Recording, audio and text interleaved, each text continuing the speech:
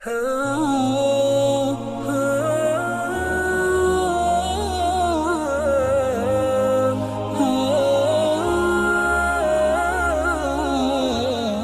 اللہ تعالیٰ جو ہیں وہ آیات نازل کرتے ہیں سورہ توبہ کے اندر کہ باقی آپ کے جو 3 لوگوں کا معاملہ تھا اللہ نے ان کو معاف کیا، جنہوں نے اپنے معاملات جو ہے خلط ملط کر لیے، یعنی اچھے اور برے جو ہیں وہ مکس کر لیے، اور اللہ تعالیٰ ان کو معاف کرتا ہے۔ 2 صحابی جو ہیں وہ بھاگتے ہیں یہ خبر پہنچانے کے لیے اپنے بھائیوں کو، اور وہ کہتے ہیں کہ جو صحابی بھاگتے ہوئے آ رہے تھے وہ بھی دور تھے، اور دوسرے صحابی نے کسی اونچی جگہ پہ چڑھ کے مجھے آواز دی، اور میں فجر کے بعد بیٹھا ہوا تھا اپنے گھر کے اندر، گھر کے اوپر چھت پہ، اور مجھے اس کی آواز پہنچی کہ بشارت ہو تمہیں کعب، اللہ نے تمہیں معاف کر دیا۔ وہ کہتے ہیں کہ میں دوڑتا ہوا وہاں سے نکلا ہوں اور نبی کریم صلی اللہ علیہ وسلم کی خدمت میں حاضر ہوا ہوں۔ البتہ جس آدمی نے مجھے یہ اطلاع دی تھی وہ خوشی میں کہتے ہیں کہ میرے پاس کچھ بھی نہیں تھا کہ میں نے اپنا کرتا ہی اتار کے اس کو دے دیا کہ میری طرف سے یہ انعام ہے تمہارے لیے۔ نبی کریم صلی اللہ علیہ وسلم کے پاس پہنچے، کہتے ہیں کہ نبی کریم صلی اللہ علیہ وسلم بہت خوش تھے، ان کا چہرہ چمک رہا تھا اس وقت، اور انہوں نے مجھے مبارک دی، اور میں نبی کریم صلی اللہ علیہ وسلم کی زبان سے یہ سن کے، اور انہوں نے جا کے ایکچولی نبی کریم صلی اللہ علیہ وسلم سے پوچھا کہ کیا یہ آپ کی طرف سے ہے یا اللہ کی طرف سے ہے؟ تو نبی کریم صلی اللہ علیہ وسلم نے وہ آیات ان کو پڑھ کے سنائیں اور ان کو بتایا کہ یہ اللہ تعالیٰ نے آسمانوں سے تمہارے لیے برات جو ہے وہ نازل فرمائی ہے، یعنی معافی نازل فرمائی ہے۔ تو وہ کہتے ہیں کہ میں اتنا خوش ہوا کہ میں نے کہا کہ میں اپنا سارا کا سارا مال جو ہے وہ اللہ کی راہ میں وقف کرتا ہوں۔ تو اب دیکھیں نبی کریم صلی اللہ علیہ وسلم جو ہیں وہ دین جو ہے وہ ہمارا فطرت اور نیچر کے مطابق ہے، یہ نہیں کہا کہ بہت اچھی بات ہے، زبردست کام تم نے کر دیا ہے، سارا کا سارا مال جو ہے وہ اللہ کی راہ میں خرچ کر دیا۔ نبی کریم صلی اللہ علیہ وسلم نے کہا نہیں، ایسا نہیں کرو، کچھ مال اپنے لیے رکھو اور کچھ اللہ تعالیٰ کے جو رستے میں ہے وہ سپینڈ کرو۔ خوشی میں انسان کر دیتا ہے نا اس طرح، تو انہوں نے ایک اپنا جو باغ تھا وہ اللہ کی راہ میں ہے وہ اس طرح سے وقف کر دیا۔ اور دیکھیں کہ اللہ تعالیٰ نے پھر ایسا معاملہ ان کا کیا، ایسی ان کی توبہ قبول کی کہ قیامت تک جب بھی یہ آیتیں پڑھی جائیں گی نا تو یہ واقعہ ضرور دیکھا جائے گا کہ یہ واقعہ تھا جس کی وجہ سے یہ آیات نازل ہوئیں۔ اور حضرت کعب بن مالک کہتے ہیں کہ اس کے بعد سے میں نے ساری زندگی جو ہے وہ جھوٹ قریب بھی نہیں کبھی میں گیا، کہ اگر مجھے پتا تھا کہ سچ کا اتنا بڑا فائدہ ہوتا ہے کہ وقتی طور پہ شاید ہمارے لیے مشکل ہوتی ہے، لیکن الٹیمیٹلی اللہ تعالیٰ سچائی کی وجہ سے انسان کو سرخرو کر دیتا ہے۔ تو یہ حضرت کعب بن مالک کا جو ہے یہ معاملہ تھا جن کے بارے میں۔ اب دیکھیں یہ وہ لوگ تھے جو وجہ نزول تھے، جن کی وجہ سے جو ہیں وہ آیات نازل ہو رہی تھی۔ اب اگر ہم سورہ توبہ پڑھیں گے تو ہمیں ہر آیت کے ساتھ ساتھ پتہ چل رہا ہوئے گا کہ کیا ریزنز تھیں کہ اللہ تعالیٰ نے یہ والی آیات جو ہیں وہ نازل کی۔ اس کے بعد جب نبی کریم صلی اللہ علیہ وسلم واپس آ گئے، یہ سارے کے سارے معاملات جو ہیں وہ سیٹل ڈاؤن ہو گئے، تو اب کیا ہوا؟ فار دا سرپرائز کہ کچھ لوگ نبی کریم صلی اللہ علیہ وسلم سے ملنے کے لیے آئے، اور یہ کون لوگ تھے؟ یہ لوگ تھے ثقیف کے، طائف کے لوگ۔ آپ کو یاد ہے وہی طائف جو آخری جو ہارڈ ہولڈ تھا مشرکین کا جو رہ گیا تھا، اور مسلمانوں نے اس کو سراؤنڈ کرنے کے بعد جب وہ فتح نہیں کر سکے تو واپس آ گئے، اور نبی کریم صلی اللہ علیہ وسلم کو بد دعا کرنے کے لیے کہا صحابہ نے، لیکن نبی صلی اللہ علیہ وسلم نے بد دعا نہیں کی، بلکہ دعا کی کہ ان کو ہدایت دے دے اور وہ مسلم بنا کے ہماری طرف لے آ۔ تو عبد یالیل وہی لیڈر جو کہ نبی کریم صلی اللہ علیہ وسلم مکہ کے دور میں گئے تھے، طائف میں اس سے ملے تھے اور اس نے بات سننے سے انکار کر دیا تھا، وہی عبد یالیل جو کہ ان فورٹس کے اندر کھڑا تھا اور کہتا تھا کہ ہم باہر نہیں آئیں گے، چاہے تم جو مرضی کر لو، ہم یہاں سے لڑیں گے آخری آدمی تک۔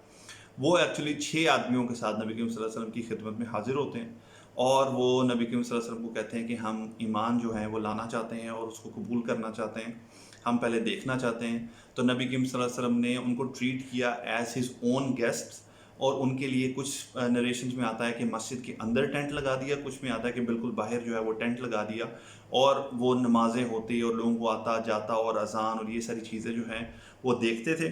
کچھ دن وہ لوگ وہاں پہ رکے۔ ظاہری بات ہے نبی کریم صلی اللہ علیہ وسلم جس کی مہمان نوازی کر رہے ہوں اور وہ پھر ان سے مہمان نوازی سے امپریس نہ ہو، یہ تو ہو نہیں سکتا۔ کچھ دن کے بعد انہوں نے جو ہے اسلام قبول کرنے کے لیے اپنا ارادہ ظاہر کر دیا، لیکن اب انہوں نے کچھ سوال کیے۔ انہوں نے کہا کہ ہم نے یہ سنا ہے کہ اسلام میں ہے کہ زنا جو ہے اس کی بڑی سخت سزا ہے، اور ایڈلٹری جو ہے آؤٹ آف ویڈ جو ہے اس قسم کا ریلیشن شپ یہ بالکل حرام ہے اور بڑی سخت سزا ہے۔ نبی کریم صلی اللہ علیہ وسلم نے کہا بالکل، اللہ تعالیٰ نے قرآن میں فرمایا لا تقربوا الزنا، اس کے قریب بھی نہ جاؤ۔ تو انہوں نے کہا یہ تو پاسبل نہیں ہے ہماری قوم کے اندر، وہ تو پوری کی پوری انڈلج ہے اس چیز کے اندر۔ تو آپ ہمیں اسے ایکسیمپٹ کر دیں. نبی کریم صلی اللہ علیہ وسلم نے کہا یہ تو پاسبل نہیں ہے، اسلام تو پورے کا پورا ایک پیکیج ہے، سو یہ پاسبل نہیں ہے. پھر انہوں نے کہا کہ اچھا ہم نے یہ بھی سنا ہے کہ جو شراب پینا ہے وہ حرام کر دی گئی ہے، اور ہم لوگ تو اس کے بغیر زندہ ہی نہیں رہ سکتے، ہم لوگوں کے تو کاروبار ہیں، لینا دینا یہ سب کچھ ہے شراب کا، اور جو ہم لوگوں کی انٹرٹینمنٹ ہے مینلی وہ ہے ہی شراب کے ساتھ. نبی کریم صلی اللہ علیہ وسلم نے کہا کہ اللہ تعالیٰ نے جو ہے شراب کو حرام کر دیا، اب تو یہ تم لوگ کنزیوم نہیں کر سکتے. پھر انہوں نے کہا کہ ہم نے سنا ہے کہ ربا کے بارے میں آپ کے بڑے سخت جو ہیں وہ احکامات ہیں کہ آپ سود اور یہ ربا انٹرسٹ وغیرہ جو ہے اس کو ہم کیسے چھوڑیں، ہمارے تو پورے کے پورے بزنسز جو ہیں وہ اس کے اوپر ڈیپینڈ کرتے ہیں، ہم تو یہ نہیں چھوڑ سکتے. تو نبی کریم صلی اللہ علیہ وسلم نے کہا کہ یہ دین میں نے تو بنایا نہیں ہے، یہ بنانے والی ذات وہ ہے جس نے تمہیں پیدا کیا ہے. تو یہ احکامات اللہ کی طرف سے ہیں اور اللہ نے اس کو کمپلیٹ جو ہے وہ ایک وے آف لائف بنایا ہے. سو آپ کو پورا کا پورا ایکسیپٹ کرنا پڑے گا، ایسا نہیں ہو سکتا کہ اس میں پک اینڈ چوز کیا جائے. اب وہ لوگ کیا کرتے ہیں کہ وہ آپس میں مشورہ کرتے ہیں سائڈ پہ ہو کے، اور ان میں سے ایک آدمی کہتا ہے کہ یہ جو لوگ یہاں پہ ہمارے ارد گرد کھڑے ہیں جن کو ہم دیکھ رہے ہیں، یثرب کے لوگ اور کچھ مکہ کے لوگ، کیا یہ لوگ جو ہیں یہ ساری زندگی جو ہے اس چیزوں میں ملوث نہیں رہے، زنا اور یہ ساری چیزیں؟ کیا یہ شراب نہیں پیتے ہوتے تھے؟ کیا یہ سودی کاروبار نہیں سب کرتے تھے؟ تو اگر یہ لوگ کر سکتے ہیں تو ہم کیوں نہیں کر سکتے؟ اگر یہ کر سکتے ہیں تو ہم بھی کر سکتے ہیں، تو کیوں ہم اس کی وجہ سے، ان چیزوں کی وجہ سے ہم اپنی ان ہیبٹس کو چھوڑ نہیں سکتے، یہ سوچ کے ہم اسلام کو چھوڑ دیں، اور اسلام کی سچائی ہم دیکھ چکے ہیں. تو وہ لوگ واپس آتے ہیں اور نبی کریم صلی اللہ علیہ وسلم سے کہتے ہیں کہ ہمیں بالکل قبول ہے، ہم اسلام کو قبول کرتے ہیں الحمدللہ، اور جا کے وہ ساری کی ساری ٹیچنگز لے کے اپنے جو ان کا قبیلہ ہے اس کو بتاتے ہیں، اور الٹیمیٹلی وہ لوگ اسلام کے اوپر آ جاتے ہیں، including in these all things. اب یہاں پہ آپ نوٹس کریں کہ اپروچ کا ڈفرنس کتنا ہو گیا ہے بائی دیٹ ٹائم، کہ وہ لوگ ابھی مشرک تھے اور جب اسلام لے کے آنے جا رہے تھے تو ان کی اپروچ تھی کہ اگر یہ لوگ کر سکتے ہیں تو ہم کیوں نہیں کر سکتے. اور آج کا مسلم کہتا ہے کہ اگر وہ کوئی برا کام کر رہا ہے تو میں کیوں نہ کروں، تو میں بھی کر لیتا ہوں. ہم لوگ حجت ڈھونڈتے ہیں کہ اگر فلاں آدمی، اور اسپیشلی اگر دیکھ لے کو داڑھی اور سکارف، داڑھی والا آدمی اور سکارف والی عورت یا لڑکی اگر کوئی کام کر رہی ہے تو پھر تو پکی حجت تمام ہو گئی نا. اگر یہ کر سکتے ہیں تو ہم کیوں نہیں کر سکتے برا کام. ہم لوگوں کی اپروچ بالکل 180 ڈگری کے اوپر جا چکی ہے. ہم لوگ دنیا کے معاملے میں اور اسلام سے دوری کے معاملے میں یہ سوچتے اور ڈھونڈتے رہتے ہیں کہ کہاں پہ ہمیں کوئی معاملہ اور کوئی کسی قسم کی جو ہے نا کنسیشن مل جائے تو وہ ہم لے لیں، کیونکہ ان کو بھی مل رہی ہے تو ہم بھی لے لیتے ہیں. حالانکہ وہ مشرکین ابھی اسلام قبول کرنے والے تھے اور ان کی اپروچ یہ تھی کہ اگر یہ دین کو قبول کرنے کے لیے اپنی صدیوں کی پریکٹسز جو ہے اس کو چھوڑ سکتے ہیں تو ہم کیوں نہیں چھوڑ سکتے. تو اللہ کرے کہ ہم لوگوں کی بھی یہ اپروچ ہو جائے کہ ہم دین کے معاملے میں جب کسی کو اسٹیٹ فاسٹ دیکھیں تو ہم اس کی طرف سے یہ انفلوئنس ہی لے کے اٹھیں کہ اگر یہ دین کے لیے اپنی چیزوں کو چھوڑ سکتا ہے اور اپنے معاملات کو ٹھیک کر سکتا ہے تو ہم کیوں نہیں کر سکتے. انشاءاللہ ہم بالکل کر سکتے ہیں اگر ہم لوگ اس کا ارادہ کر لیں. تو اس کے بعد یہ لوگ اسلام ایکسیپٹ کر لیتے ہیں اور واپس چلے جاتے ہیں. لیکن اب ان کا ایک مسئلہ ہوتا ہے. ان کا طائف والوں، میں نے آپ کو بتایا تھا جیسے مکہ کا بڑا مقام تھا، اس طرح طائف کا بھی بیسیکلی بہت بڑی مقام تھا، ان کی جگہ تھی.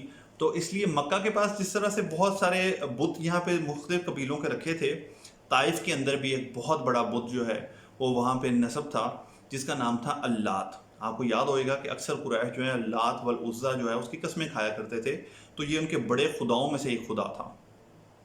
اب انہوں نے کہا کہ آپ ایٹ لیسٹ پھر اتنا کریں کہ ہمیں 3 سال کا ٹائم دیں، کیونکہ بہت سارے عورتیں، بچے، مرد جو ہیں، مطلب بیفور دے ایون بورن اپنے فور فادر سے وہ اس کی پوجا کرتے ہیں اللات کی. اب ایک دم سے اگر ہم جائیں گے اور اس کو ڈسٹرائے کر دیں گے اور ختم کر دیں گے تو شاید ان لوگوں کے دل میں آئے اور وہ اس طرح سے اس کو ایکسیپٹ نہ کر پائیں.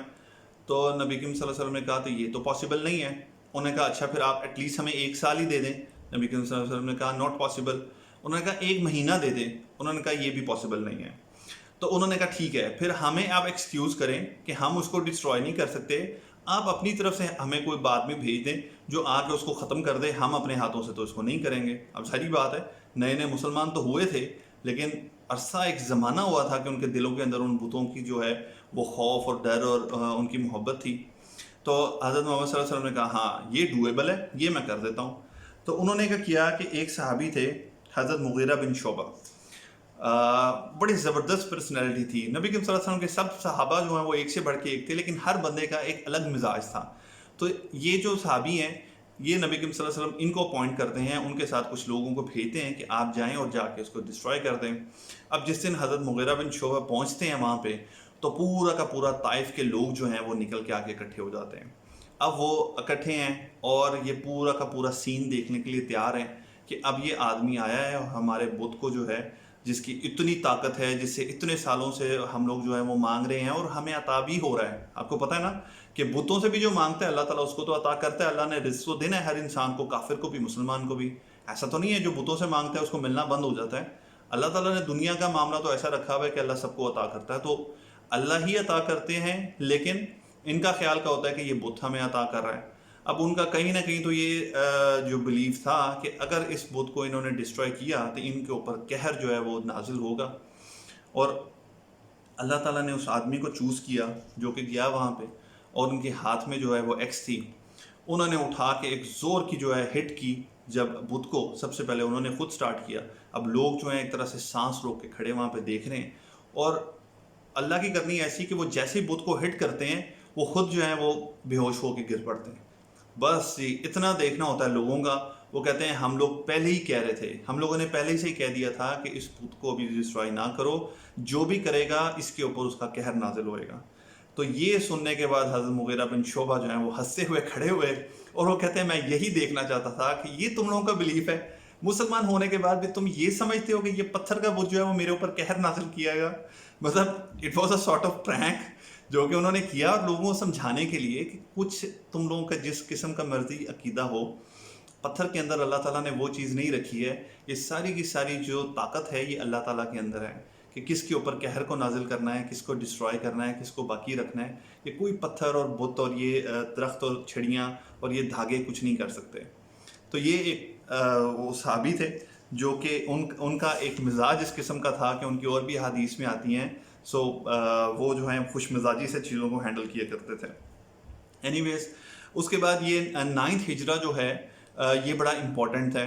इसके अंदर बहुत ज़्यादा डेलीगेशंस जो हैं वो आने शुरू हुए नबी करीम सल्लल्लाहु अलैहि वसल्लम के पास। दूर दराज से लोग आते, कोई डेलीगेशन जो है वो 8-10 लोगों का होता, कुछ में बहुत ज़्यादा लोग होते, और कोई कई डेलीगेशंस तो ऐसे थे जिनमें एक एक आदमी होता।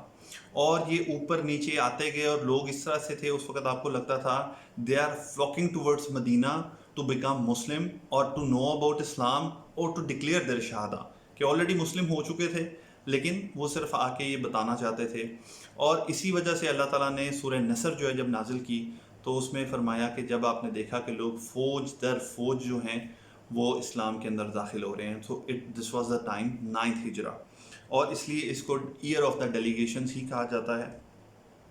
उसके अंदर इस ईयर को, इसमें जो डेलीगेशंस आए थे उसको मेंशन करने से पहले एक दो चीज़ें जो है वो मैं मेंशन कर देता हूँ कि नबी करीम सल्लल्लाहु अलैहि वसल्लम की जो तीसरी बेटी थी हज़रत उम्मे कलसूम, 8th हिजरा में भी एक बेटी की उनकी डेथ हुई, और हज़रत उम्मे कलसूम जो कि दूसरी बीवी थी हज़रत उस्मान की, पहली रुकैया रज़ियल्लाहु तआला अन्हा के बाद उनकी भी डेथ हो जाती है इस साल में। और नबी करीम सल्लल्लाहु अलैहि वसल्लम जो हैं उनका ताल्लुक़ उस्मान के साथ, या उस्मान रज़ियल्लाहु तआला अन्हु की आप पर्सनैलिटी देखें वो कैसी थी कि अल्लाह के रसूल सल्लल्लाहु अलैहि वसल्लम फरमाते हैं कि उस्मान अगर मेरी तीसरी बेटी भी होती तो मैं उसकी भी तुम्हारे साथ शादी करता। यानी कि इतने ज़बरदस्त वो एक शोहर और एक आदमी और एक करैक्टर वाले आदमी थे। और नबी करीम सल्लल्लाहु अलैहि वसल्लम की 3 बेटियां जो हैं वो नबी करीम सल्लल्लाहु अलैहि वसल्लम की ज़िंदगी में, और 2 बेटे जो हैं वो ऑलरेडी जिनकी डेथ हो चुकी थी। एक बेटे की और डेथ हुई, वो भी हम मेंशन करेंगे। उसके अलावा नजाशी, आपको पता है नजाशी बादशाह जो था हबशा का, जिसके पास मुसलमान गए और जिसके बाद नबी करीम सल्लल्लाहु अलैहि वसल्लम ने अपना लेटर भी भेजा, और उसके बारे में यही है कि वो मुसलमान हो गया और उसने इस्लाम को कबूल कर लिया। नबी करीम सल्लल्लाहु अलैहि वसल्लम ने एक दिन सुबह आए और अपने सहाबा को बताया कि तुम्हारा भाई नजाशी जो है वो आज उसकी वफ़ात हो गई है, तो हम अब उसके लिए जनाजा अदा करेंगे। और बेसिकली ये वो टाइम था कि जिसकी वजह से गायबाना जनाजा, नमाज जनाजा के बारे में जो आप कह लें कि एक मिसाल ली जाती है कि नबी करीम सल्लल्लाहु अलैहि वसल्लम ने नजाशी का जनाजा पढ़ा जबकि वो ख़ुद हबशा में था, तो ये गायबाना जनाजा था जो नबी करीम सल्लल्लाहु अलैहि वसल्लम ने अदा किया। इसके अलावा 9th हिजरी के ही अंदर नबी करीम सल्लल्लाहु अलैहि वसल्लम ने हज़रत अबू बकर सिद्दीक़ रज़ियल्लाहु तआला अन्हु को لیڈر بنا کے حج کے لیے بھیجا. اناؤنسمنٹ ہوئی اور حج کے لیے لوگ اکٹھے ہوئے اور اس سال حضرت ابو بکر صدیق رضی اللہ تعالیٰ عنہ کو لیڈر بنا کے حج کا بھیجا گیا. اب اس کے بعد نبی کریم صلی اللہ علیہ وسلم کیوں نہیں گئے؟ اس کی دو مین ریزنز تھیں. ایک ریزن یہ تھی کہ ابھی بھی مکہ میں مشرکین جو ہیں وہ رہ رہے تھے اور ابھی بھی ان کا یہ بلیف تھا اور وہ یہ پریکٹس کر رہے تھے کہ اگر کسی کو کوئی اپنی منت ماننی ہوتی یا اس کی منت پوری ہو جاتی تو وہ لوگ کیا کرتے تھے کہ وہ نیکڈ ہو کے کعبہ کا طواف کیا کرتے تھے. تو یہ پریکٹس بیسیکلی ابھی بھی چل رہی تھی آلدو کہ مسلمانوں کے انڈر رول تھا اب مکہ، لیکن پھر بھی یہ پریکٹس ابھی تک وہاں پہ چل رہی تھی. اور اس کے علاوہ وہاں پہ منا میں کہہ رہا ہوں مزدلفہ میں ابھی بھی جو جاہلیت کے زمانے کے فیسٹیولز ہوتے تھے ان کے، جس میں لین دین و خرید و فروخت ہوتی تھی، یہ ساری کی ساری چیزیں جو ہیں وہ ابھی تک ختم نہیں ہوئی تھیں. تو اس وجہ سے نبی کریم صلی اللہ علیہ وسلم نے واللہ عالم اپروپریٹ نہیں سمجھا اپنے لیے اور وہ نہیں گئے. اس سال حضرت ابو بکر کو بھیجا. جب